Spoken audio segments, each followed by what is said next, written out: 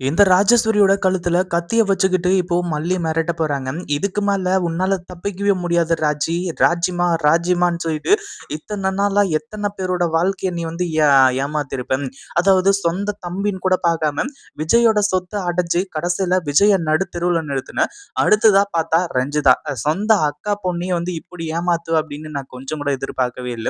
அதாவது ரஞ்சிதாவுக்கு விஜய கல்யாணம் பண்ணி தரேன் அப்படின்னு சொல்லிட்டு கடைசி வரையும் சொல்லிட்டு கடைசியில ரஞ்சிதாவ டீல்ல விட்டு, ரஞ்சிதாவே இங்கிருந்து அடிச்சே தொரத்திட்டல்ல அப்படின்ற மாரி வந்து சொல்லி, ராஜேஸ்வரிய உண்டு இல்லன்னு பண்ணிக்கிட்டு இருக்காங்க.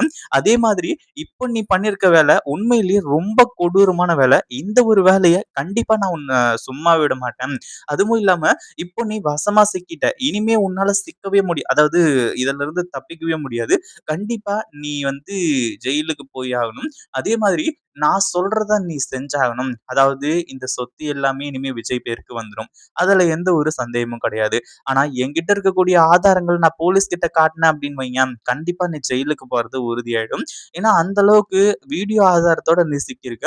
அதே மாதிரி இதுக்கு மேல உன்னால தப்பிக்கவே முடியாது அப்படின்ற மாரி சொல்லி, மல்லி இப்போ ராஜேஸ்வரிய உண்டு இல்லன்னு பண்ணிட்டு இருக்காங்க.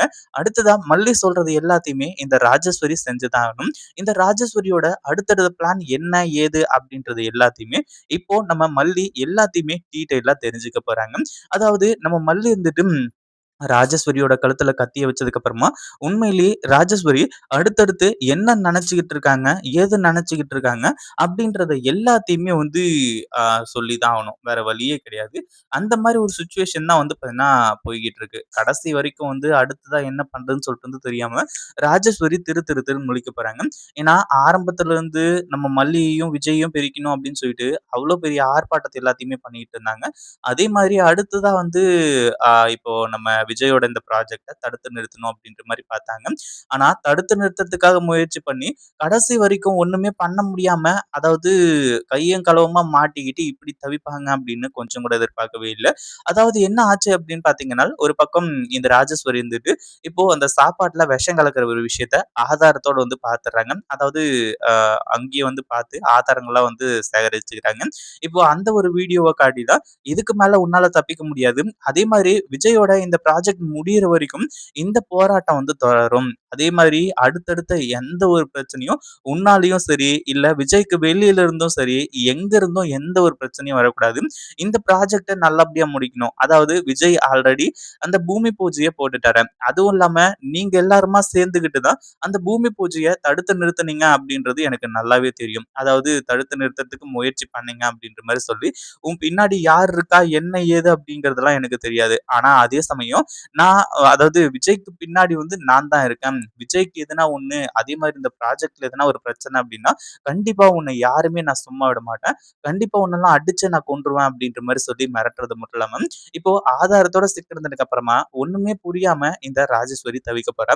அதே மாரி இந்த வீடியோவ நான் போலீஸ் கிட்ட காட்டிடவா? அப்படின்ற மாரி வந்து கேட்கும்போது, மல்லி மல்லி அந்த வீடியோவ என்கிட்ட குடுத்துடு. அத போலீஸ் கிட்ட காட்டாத.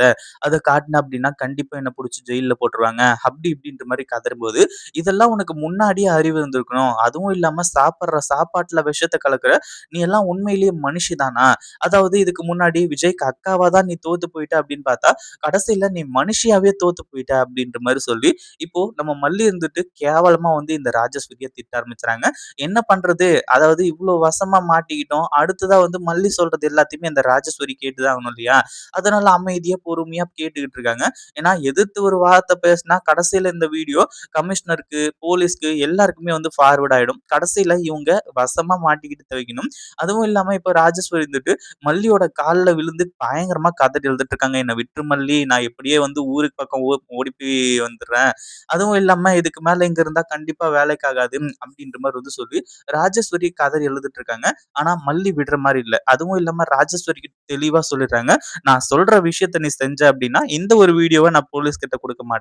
அப்டின்ற மாரி சொல்லி, "அப்டி என்ன பண்ணணும்?" அப்டின்ற மாரி கேட்கும்போது தான், இந்த ப்ராஜெக்ட் நல்லபடியா நடக்கணும். அதுவும் இல்லாம விஜய் இந்த பிளாட்ஸ் எல்லாத்தையுமே அதாவது இந்த அபார்ட்மெண்ட் கட்டி பிளாட்ஸ் எல்லாத்தையுமே சேல் பண்ணணும். அதுக்கான உதவிய நீ பண்றியோ இல்லையோ, அதுக்கான உபத்திரத்த மட்டும் நீ பண்ணாம இரு. அதுவே போதும். அதுவே நீ செய்ற மிகப்பெரிய ஒரு விஷயம். அந்த ஒரு விஷயத்துக்கு அப்புறமா கண்டிப்பா நீ வந்து இதிலிருந்து தப்பிச்சிடலாம் அப்படின்ற மாரி வந்து சொல்றாங்க. இத கேட்டதுக்கு அப்புறமா வந்து ராஜேஸ்வரி, "என்ன பண்றது? இப்போ வந்து ஆதாரங்கள்லாம் உன் கையில இருக்கு. நான் எதனா பண்ண போயி கடைசியில நான் வசமா மாட்டிட்டு தவிச்சு தான் ஆகணும். வேற வழியே கிடையாது." அப்படின்ற மாரி சொல்றாங்க. அடுத்ததா ராஜேஸ்வரியோட கழுத்துல கத்திய வச்சுக்கிட்டு, "நீ உண்மைய சொல்லு. உன் பின்னாடி யார் இருக்கிறது? அதுவும் இல்லாம எதுக்காக வந்து இது எல்லாத்தையுமே பண்ணிட்டு இருக்க. நீ ஒத்த ஆளா இத பண்ணல அப்படின்றது நல்லாவே தெரியும்.